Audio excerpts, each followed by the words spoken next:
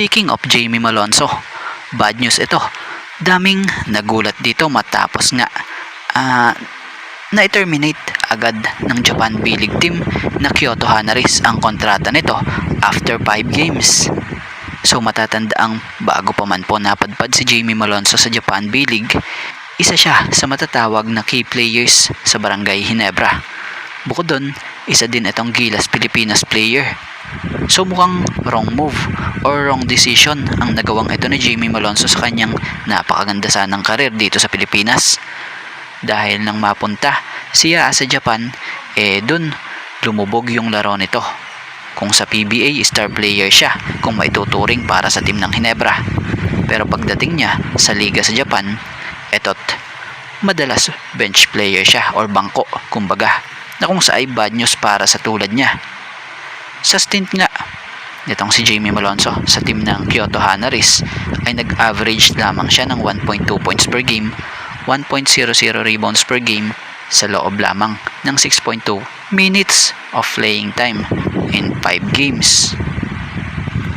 So sa ngayon, kasalukuyang free agent na si Jamie Malonzo.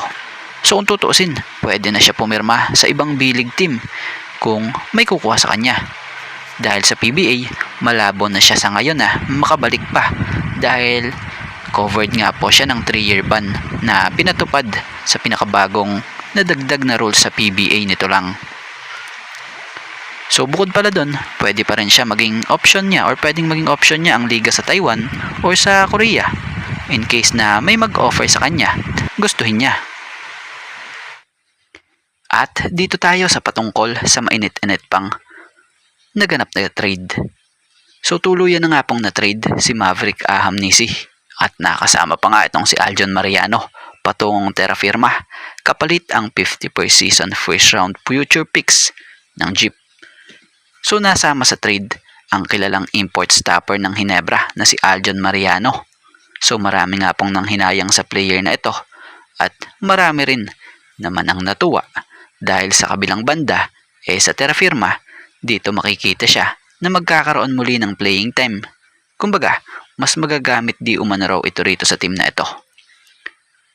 So mapapamalas nga raw po nito pa yung mga skills niya at lakas pa niya.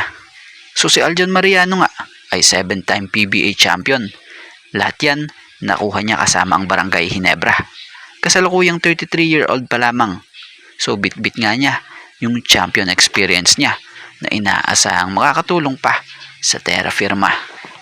So about naman kay Maverick Ahamnisi, wish granted na ito para kay Mav. Ito na-trade na siya. Gaya ng request niya na kung saan makakasama niya pa nga ang brother niya dito sa isang koponan. So about sa mapupuntang kapalit sa Barangay Ginebra, isang future 51st season first round pick. So inaasahang magiging big boost ito para sa Ginebra sa hinaharap dahil for sure, bigating player ang inaasahang makukuha nila. So ngayong season, talagang sacrifice ang Ginebra. Balitay 13-man lineup na lamang ngayon ang nasa active list ng Ginebra. So kung tutuusin, hindi lang itong dalawa ang nawala o nalaga sa Ginebra, kundi may 3 pang nauna nung nakaraan. So matunog na ngayon ang possible sa future ay may mga bigating pangalan na sumali sa PBA draft gaya na lamang nila Dwight Ramos, Mike Phillips at ang matindi pa nga dyan yung 6'10" na QMB big man. So isa si QMB nga po sa pinakamatunog na pangalan din talaga na inililink sa Barangay Ginebra.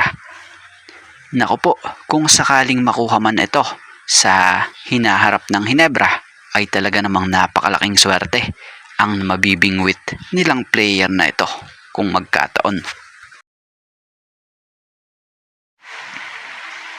At mapunta naman tayo rito sa nangyaring pinakahuling trade sa Barangay Ginebra na kung saan binitiwan nila itong 2 players nila na si Maverick Ahamnisi and Aljon Mariano kapalit ang 50 per season future first round pick from Jeep.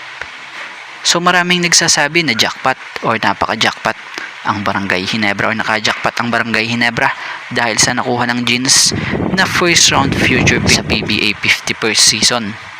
dahil balita'y inaasahang magiging isang pinakamalaki nga pong draft class ang paparating sa next PBA draft. Kabilang nga po sa mga potential rookie aspirants by that time ay yung gaya ng mga Gilas players like Dwight Ramos, Quentin Millora-Brown, at itong si Mike Phillips. So ilan lang yan sa mga inaasahang possible sumalang sa next PBA draft, yung batch di umano raw nila.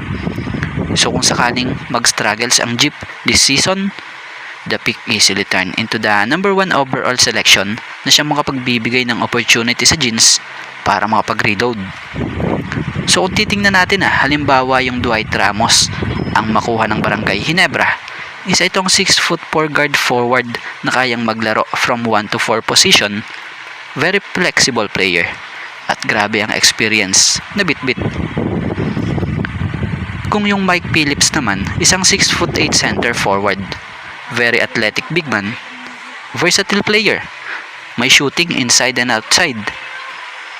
Ang kagandahan nga po sa laro nito very energetic, dunker, and shot blocker pa.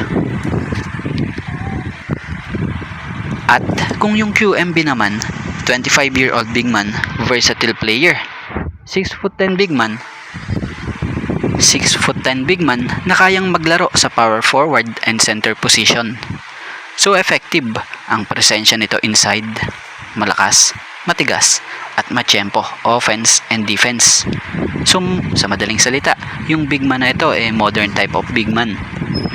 So kaya naman, abangan natin sa next PBA draft kung sino ang makukuha ng Barangay Ginebra. Pero kung kayo ang tatanungin, ano ang opinion nyo?